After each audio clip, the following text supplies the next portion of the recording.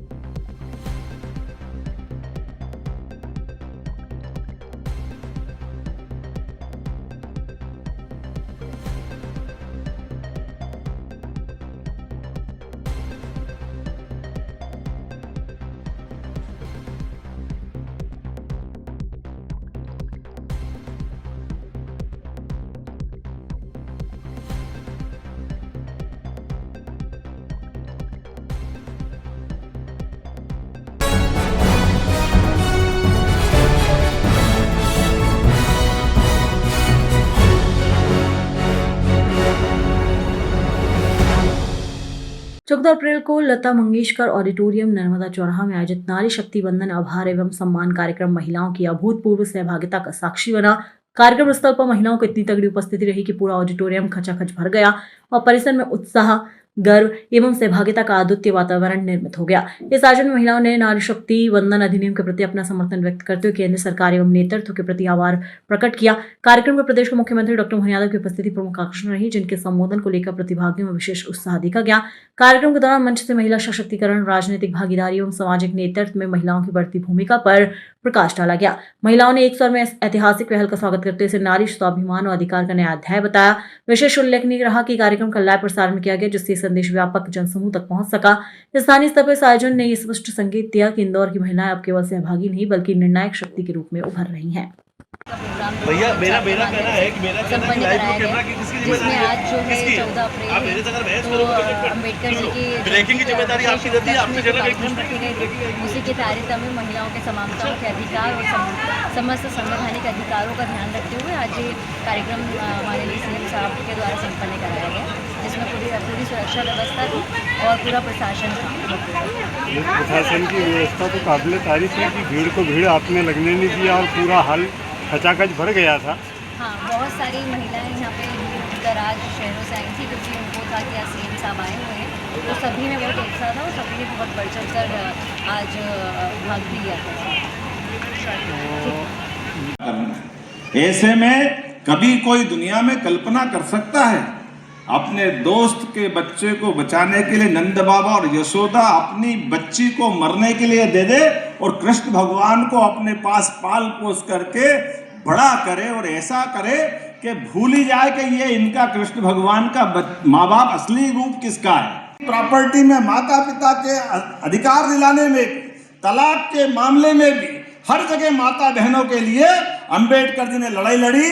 वो लड़ाई 100 साल पहले अंबेडकर जी ने चालू की है। माननीय मोदी जी उसको एक तरह से आसमान की ऊंचाई पे ले जा करके 33% का आरक्षण देकर आपका मान बढ़ा रहे हैं, सम्मान बढ़ा रहे हैं। ये सब अपने को पुरुष सत्ता से जोड़ते हैं, पुरुष आधारित समाज उनका है।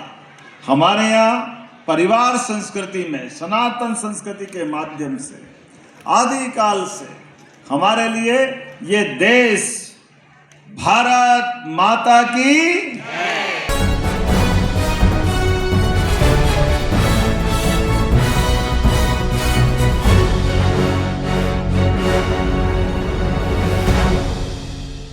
ममता दीदी को राम नाम से नफरत है। रामनवमी की शोभा यात्रा नहीं निकलने देती है, दुर्गा पूजा में व्यवधान पैदा करती है, ईद के अवसर पर सरेआम गौ हत्या करने की छूट देती है, बांग्लादेशी घुसपैठियों को घुसपैठ करवाती है, बांग्लादेश में हिंदुओं की हत्या पर मौन रहती है, लेकिन डबल इंजन सरकार ये स्वीकार करने को तैयार नहीं है।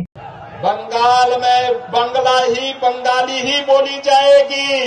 ये कठमुल्लापन की संस्कृति यहाँ नहीं चलने दी जाएगी, किसी भी स्थिति में नहीं चलने दी जाएगी। इनके देशद्रोही मंसूबों को पूरा नहीं होने देंगे। अन्नदाता किसानों के साथ अन्याय नहीं होने देंगे। किसी प्रकार की अराजकता को नहीं चलने देंगे। जैसे डबल इंजन की भाजपा की सरकार ने उत्तर प्रदेश को दंगा मुक्त, कर्फ्यू से मुक्त, किसी प्रकार की अराजकता से मुक्त किया है, ऐसे ही डबल इंजन की सरकार भारतीय जनता पार्टी के नेतृत्व में बनने दीजिए। फिर सस्य श्यामला मातरम, वंदे मातरम की धरती हमारा बंगाल फिर से बनेगा। और इसी बात को लेकर के आज मैं आप सबके बीच में आया हूं। बहनों और भाइयों, ममता दीदी को राम नाम से नफरत है। रामनवमी की शोभा यात्रा नहीं निकलने देती है, नहीं निकलने देती है। दुर्गा पूजा में व्यवधान पैदा करती है। ईद के अवसर पर सरेआम गौ हत्या करने की छूट देती है। बांग्लादेशी घुसपैठियों को घुसपैठ करवाती है। बांग्लादेश के अंदर निर्दोष हिंदुओं की हत्या पर मौन रहती है। लेकिन डबल इंजन की भाजपा की सरकार ये स्वीकार करने को तैयार नहीं है। भारत के अंदर मां काली की पूजा होगी, भारत के अंदर मां गंगा की पूजा होगी। भगवान राम हम सबके अंदर बसे हुए हैं। हर बंगाल का व्यक्ति जय श्री राम का उद्घोष भी करेगा, वंदे मातरम का उद्घोष भी करेगा।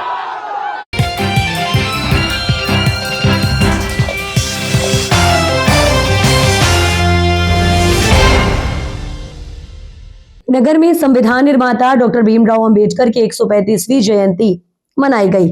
इस अवसर पर नगर के अंबेडकर चौराहे पर स्थित उनकी प्रतिमा पर विभिन्न राजनीतिक, सामाजिक संगठन और स्कूल संचालक के सदस्यों ने माल्यार्पण किया। दरअसल आपको बता दें, मध्य प्रदेश बलाई समाज संघ नगर के प्रमुख मार्गों पर एक जुलूस निकाला गया। जुलूस में डीजे, बैंड बाजे और ढोल के साथ निकाला गया, जो विभिन्न मार्गों से निकाला गया। जगह जगह स्वागत किया गया। जुलूस में एक शाही रथ में डॉक्टर अंबेडकर जी की बड़ी तस्वीर सजाई गई थी। समाज के लोग युवा हाथों में झंडा लेकर जय भीम जय के नारे लगाते हुए नजर आए। डॉक्टर अंबेडकर युवा मंच के कार्यकर्ताओं में बड़ी संख्या में युवा, महिला और बालिकाएं शामिल हुई। पार्षद मनोज सबनेर ने डॉक्टर अंबेडकर जी के योगदान पर प्रकाश डालते हुए कहा कि उन्होंने संविधान निर्माण में महत्वपूर्ण भूमिका निभाई है। उन्होंने ये भी बताया कि बाबा साहब ने स्वतंत्र भारत की संस्थाओं के निर्माण में भी योगदान दिया और उनका पूरा जीवन जाति व्यवस्था के खिलाफ संघर्ष में समर्पित रहा। विक्रम समुदाय भवन मेला मैदान में दोपहर के समय एक बौद्धिक व्याख्या का आयोजन किया गया, जिसमें विभिन्न वक्ताओं ने बाबा साहब के जीवन, संघर्ष और संविधान के कई बिंदुओं पर अपने विचार रखे।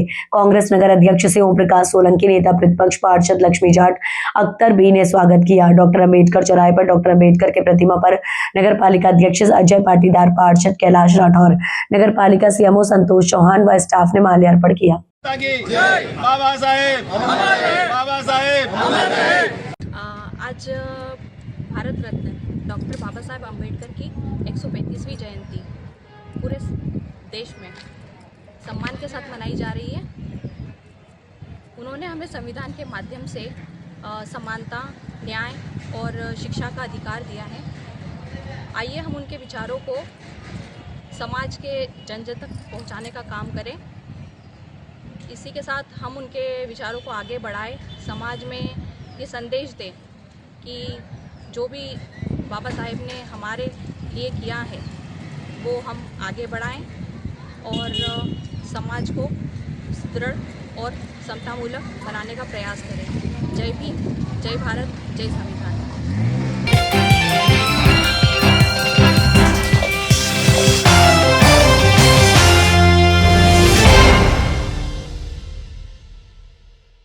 अलीराजपुर भारत रत्न डॉक्टर भीमराव अंबेडकर की जयंती के अवसर पर जिला कांग्रेस कमेटी के नेतृत्व में अलीराजपुर में भव्य एवं गरिमामयी कार्यक्रम आयोजित किया गया। कार्यक्रम में कांग्रेस पदाधिकारी, वरिष्ठ नेता, कार्यकर्ता एवं बड़ी संख्या में आमजन उत्साहपूर्ण शामिल हुए। कार्यक्रम में जोवट विधायक सेना महेश पटेल ने सहभागिता करते हुए अंबेडकर प्रतिमा पर माल्यार्पण कर श्रद्धांजलि अर्पित की। इस दौरान पूर्व जिला कांग्रेस अध्यक्ष ओम प्रकाश राठौर सहित कई वरिष्ठ नेताओं की गरिमामयी उपस्थिति रही।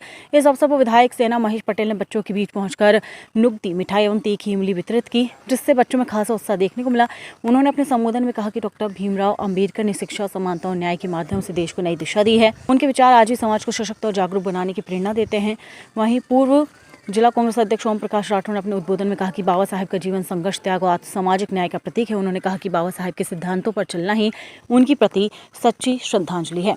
कार्यक्रम के दौरान कांग्रेस नेताओं ने एक स्वर में कहा कि देश के संविधान निर्माता डॉक्टर भीमराव अंबेडकर के बनाए हुए संविधान की रक्षा के प्रति कांग्रेस पार्टी पूरी तरह प्रतिबद्ध है। आज बाबा साहब अम्बेडकर की जन्म जयंती है, 136वीं जन्म जयंती, जिस पर जिला कांग्रेस की ओर से हम श्रद्धा सुमन अर्पित करते हैं तथा देश में वर्तमान में जो संविधान को तोड़ा मरोड़ा जा रहा है, हम तो यही कहेंगे कि क्योंकि संविधान की रक्षा के लिए बाबा साहब ने अपना पूरा जीवन न्यौछावर किया है और जो वो संविधान बनाए गए थे आम लोगों के लिए, अल्पसंख्यकों के लिए, गरीबों के लिए, वो संविधान बरकरार रहना चाहिए। हम तो भारतीय जनता पार्टी की सरकार से भी कहते हैं कि संविधान को किसी तरह थोड़ा मरोड़ा नहीं जाए और संविधान ऐसा होना चाहिए जो सबके की रक्षा करे।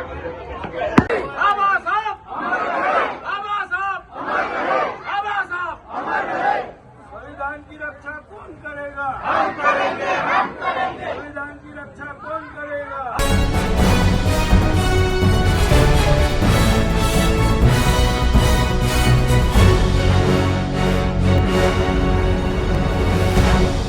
खरगोन जिले के भीकनगांव विधानसभा क्षेत्र की कांग्रेस विधायक श्रीमती झूमा सोलंकी और भाजपा सांसद ज्ञानेश्वर पाटिल का गुमशुदा वाला पोस्टर लेकर भारतीय किसान संघ सड़कों पर निकले।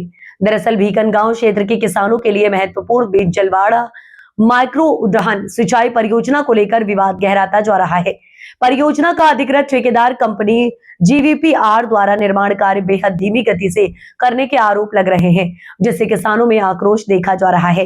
किसानों द्वारा परियोजना को लेकर लंबे समय से शासन प्रशासन से मांग करते आ रहे हैं और पिछले 7 दिवसीय धरना देकर बैठे हैं, लेकिन कोई भी जनप्रतिनिधि उनकी समस्या सुनने नहीं आया, जिसके कारण किसानों का आक्रोश फूट पड़ा। ढोल ताशों के साथ हाथ में गुमशुदा के बैनर पोस्टर लेकर सड़कों पर का प्रदर्शन किया। वहीं परियोजना को लेकर स्थिति भी गंभीरता हो गई, जब 98% काम पूरा होने का दावा करने वाले NBDA विभाग के अधिकृत ठेकेदार के पास पर्याप्त सामग्री और संसाधनों की कमी सामने आई।